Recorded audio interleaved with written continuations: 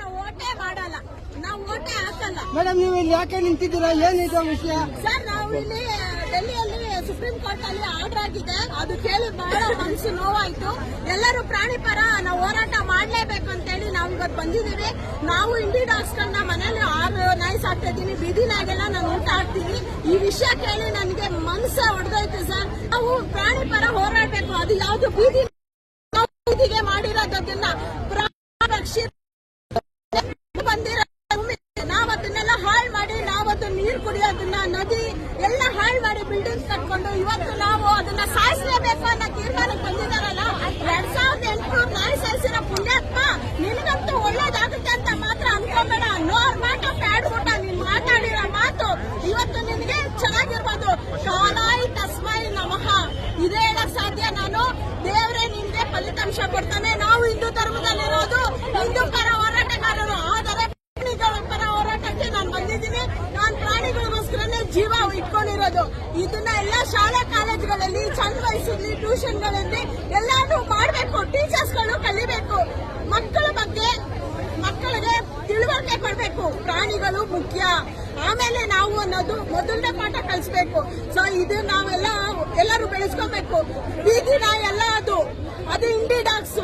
ಅಂದ್ರೆ ನಮ್ಮ ಭಾರತ ದೇಶದ ನಾಯಿ ಅದು.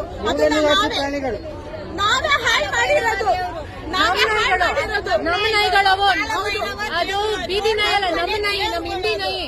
ನಾವೇನ್ ಹೇಳಕ್ ಇಷ್ಟಪಡ್ತೀವಿ ಅಂದ್ರೆ, ಪ್ರತಿಯೊಬ್ರು ಪ್ರಾಣಿ ಪರ ಹೋರಾಟ ಮಾಡಿ. ನಾವಿವತ್ತು ಹೋರಾಟ ಮಾಡಿಲ್ಲ ಅಂದ್ರೆ ಭಗವಂತ ನಮಗೆ ಬಾಯಿ ಕೊಟ್ಟಿರೋದು ಉಪಯೋಗ ಇಲ್ಲ. ನಾವಿವತ್ತು ಮೂಕ ಪ್ರಾಣಿಗಳ ಪರ ಬಾಯಿ ಧ್ವನಿಗೆ ಎಲ್ಲ ಬಂದು ಹಿಡಿತಾರೆ, ಆಕ್ಸಿಡೆಂಟ್ ಮಾಡ್ತಾರೆ, ಹೊಟ್ಟೋಗ್ಬಿಡ್ತಾರೆ. ನಾಯಿ ತಾನೆ ಅಂತ ಯಾಕೆ ಅದಕ್ಕೆ ಆಧಾರ ಕಾರ್ಡ್ ಇಲ್ವಲ್ಲ, ಅದಕ್ಕೆ ಕೇಸ್ ಹಾಕಲ್ವಲ್ಲ, ಓಟ್ ಮಾಡಲ್ವಲ್ಲ, ಅದು ಯಾರ ಆಸ್ತಿನೂ ಗುಳು ಮಾಡಲ್ವಲ್ಲ. ಅರ್ಥ ಮಾಡ್ಕೊಳ್ಳಿ. ಅವನೊಬ್ಬ ವಿಧಾನಸೌಧದಲ್ಲಿ ನಾಚಿಕೆ ಇಲ್ದಿರ ಮಾತಾಡ್ತಾನೆ. 2800 ನಾಯಿಗೆ ನಾನು ದೊಡ್ಡ ಗಂಡಸ್ತಾನ ಅಂತ ಮೆಚ್ಕೊಂತಾನೆ. ಶಂಟ ನನ್ನ ಮಗನೇ ಸಾಯಿಸ್ಬಿಟ್ಟು ದೊಡ್ಡ ಗಂಡಸ್ತಾರ ಪೋಸ್ ಹೊಡಿತಿದ್ಯಲ್ಲ.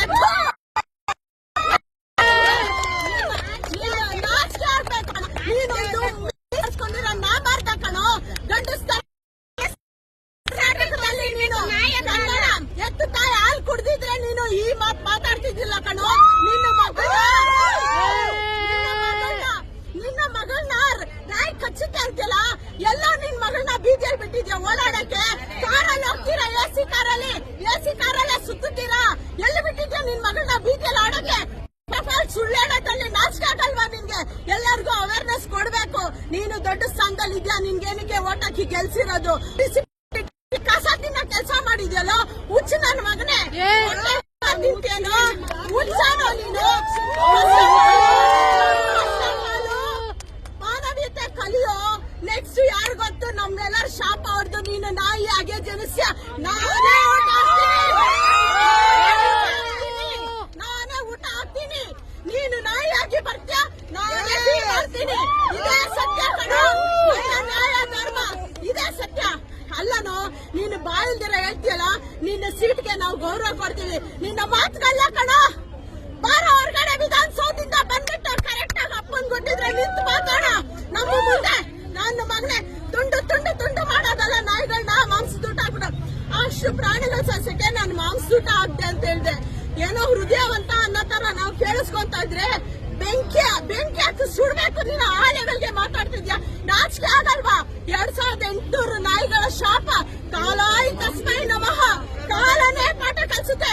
ಕರ್ಮ ಎಲ್ಲಾರ್ದು ಶಾಪ ಇದೆ. ಪ್ರತಿಯೊಬ್ರು ಹೊಟ್ಟೆ ಉರ್ಕೊಂಡಿದ್ದಾರೆ. ಈ ಜಾಗಕ್ಕೆ ನಾವು ಬಂದಿದೀವಿ ಅಂದ್ರೆ ನಮ್ಗೆ ಯಾರು ದುಡ್ಡು ಕೊಟ್ಟು ಬಂದಿಲ್ಲ. ನಾವು ಸ್ವಇಚ್ಛೆಯಿಂದ ಬಂದಿದೀವಿ. ಪ್ರಾಣಿ ಪರ ಹೋರಾಟ ಎಲ್ಲಿವರೆಗೂ ಹೋರಾಟ? ಪ್ರಾಣಿ ಪರ ಎಲ್ಲರಿಗೂ ಹೋರಾಟ, ಪ್ರಾಣ ನ್ಯಾಯ ಸಿಗೋವರೆಗೂ ಹೋರಾಟ. ನಾವು ಹೇಳ್ತಾ ಇದೀವಿ ಅಷ್ಟೇ. ದಂಗೆ ಎದ್ರೆ ಮಗನೇ ನೀನು ಮಟಾಶ್. ಬೀದಿ ನಾಯಿಗಳಿಗೆ ಪ್ರೀತಿಯಿಂದ ಊಟ ಹಾಕಿ ನಾವು ಆ ಪ್ರೀತಿನಲ್ಲಿ ಬದುಕ. ನಮ್ಗೆ ದ್ವೇಷ ಗೊತ್ತಿಲ್ಲ, ಒಂದು ಕಳ್ತನ ಗೊತ್ತಿಲ್ಲ, ಒಬ್ರ ಮನೆ ಹಾಳು ಮಾಡೋದ್ ಗೊತ್ತಿಲ್ಲ. ಊಟ ಹಾಕ್ಬೇಕು, ಅವ್ರನ್ನ ಜೋಪಾನ ಮಾಡ್ಬೇಕು. ನೀವೆಲ್ಲ ಮಾಡ್ಬೇಕು. ಅವೇರ್ನೆಸ್, ಇಂಜೆಕ್ಷನ್ ಹಾಕ್ಸ್ಬೇಕು, ಸ್ಟೆರಿಲೈಸ್ ಮಾಡಿಸ್ಬೇಕು. ಯಾವ ಜಿಲ್ಲೆಯಲ್ಲೂ ಇಲ್ಲ. ಚಾಮರಾಜಪೇಟೆಲ್ ಒಂದಿದೆ.